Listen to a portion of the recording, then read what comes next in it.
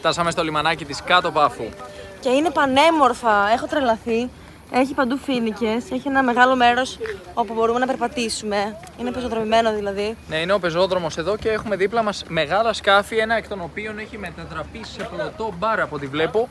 Με σκηνή κιόλας, που ενδεχομένως να έχουμε κάποιο live αργότερα σήμερα. Πολλά πατώματα. Ποια σκηνή?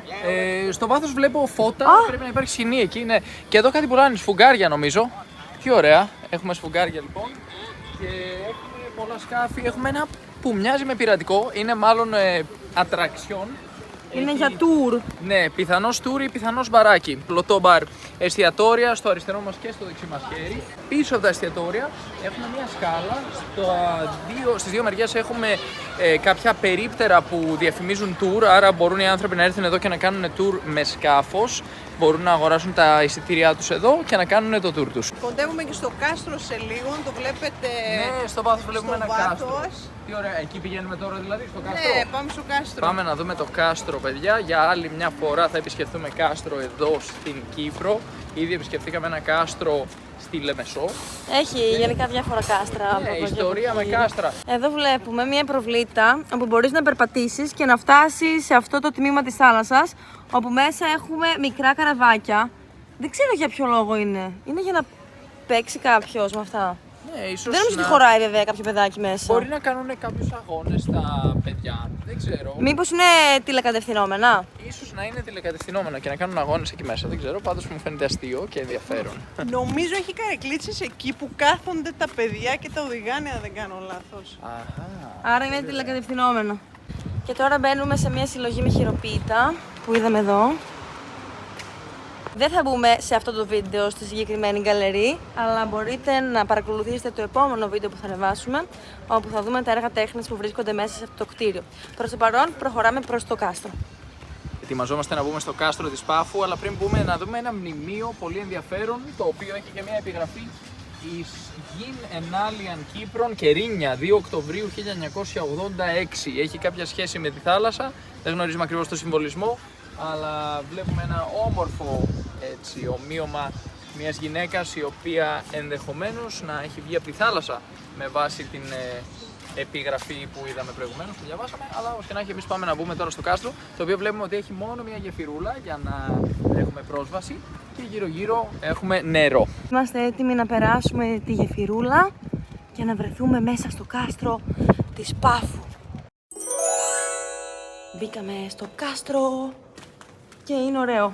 Το μεσαιωνικό κάστρο της Πάφου είναι σχετικά μικρό, ιδίως σε σύγκριση με το κάστρο που συναντήσαμε προηγουμένως στην Λεμεσό, νωρίτερα σήμερα.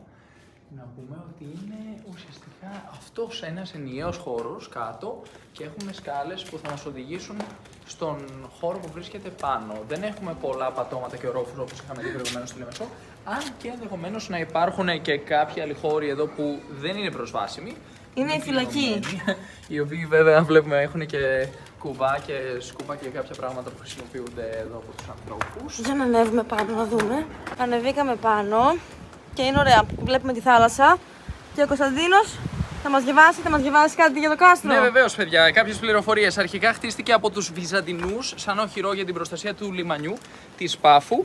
Να πούμε ότι το 1222 καταστράφηκε μετά από ένα μεγάλο σεισμό και ξαναχτίστηκε από τους Λουιζιανούς ηγεμόνες του νησιού τον 13ο αιώνα.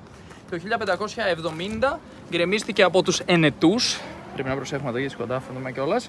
Οι Οθωμανοί το ξαναέχτισαν και το ενίσχυσαν με νέες οχυρώσεις. Ανά τους αιώνες έχει γνωρίσει πολλές χρήσεις, αρχικά ως φρούριο, φυλακή, ακόμα και αποθήκη αλατιού. Αποθήκη αλατιού! Ναι, στα νεότερα χρόνια από τους Βρετανούς. Σήμερα το κάστρο χρησιμοποιείται για πολιτιστικές εκδηλώσεις που πραγματοποιούνται κάθε χρόνο το Σεπτέμβριο. Όπως είδαμε προηγουμένως, ότι θα έχουμε πολύ σύντομα εδώ την La Graviata, στην οποία θα συμμετάσχει και η Συμφωνική Ορχήστρα της Κύπρου. Αυτό θα γίνει αρχές Σεπτέμβρη. Πολύ ωραία θέα έχουμε από εδώ. Θες να πούμε φωτογραφία? Βεβαίως. Πολύ ωραίο κάστρο, πολύ ωραία θέα και θέλω να ρωτήσω αν έχεις καμιά άλλη πληροφορία να μας δώσεις.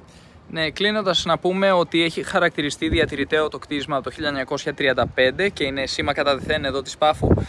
Η πληροφορία που έχουμε επίσης είναι σχετικά με τις ώρες λειτουργίας. Μπορούμε να επισκεφτούμε το κάστρο μέχρι τις 7.30 το απόγευμα, αλλά η τελευταία είσοδος γίνεται στις 7. Αυτό είναι πολύ βολικό γιατί προηγουμένως επισκεφτήκαμε κάποιους αρχαιολογικούς χώρους που κλείνουν πολύ νωρίς, δηλαδή στις 4, 4.30, 4 τελευταία είσοδος και έτσι είναι πολύ δύσκολο. Άμα θες να εξερευνήσεις ένα χώρο, να πρέπει να προλάβεις να φτάσεις μέχρι τις 4 η ώρα, είναι λίγο δύσκολο. Εδώ, προς τιμήν τους, μπορείς να μπεις μέχρι αργότερα. Έτσι, παιδιά, έχετε υπόψη σας ότι μπορείτε να μπείτε ως τις 7 το απόγευμα και στη συνέχεια να απολαύσετε την έξοδό σας εδώ στο λιμανάκι της Κάτω Πάφου.